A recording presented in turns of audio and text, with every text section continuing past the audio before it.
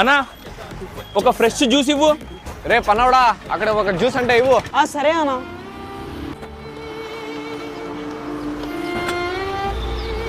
తీసుకో అన్న.